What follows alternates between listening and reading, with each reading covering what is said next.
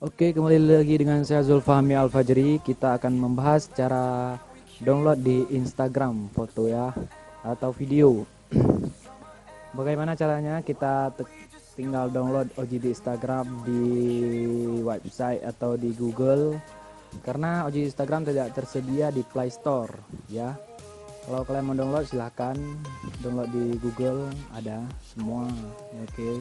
Ini Instagram saya Zulfahmi Al-Fajri. Kalau kalian mau follow silahkan gue kasih ya. Nanti gue kasih saran. Oke.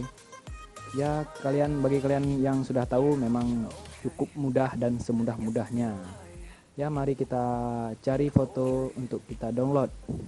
Ya bentar kita cari. Misalnya kita buka foto ini. Ya itu gampang kali cara downloadnya. Oke, misalnya iPhone kan. Kita buka foto iPhone dan kita klik kanan yang ada download. Ya, klik kanan yang ada download, itu sudah download. Ternyata kita tunggu sebentar karena dia lagi download. Oke, kita tunggu sampai keluar. Oke, ini udah keluar dia.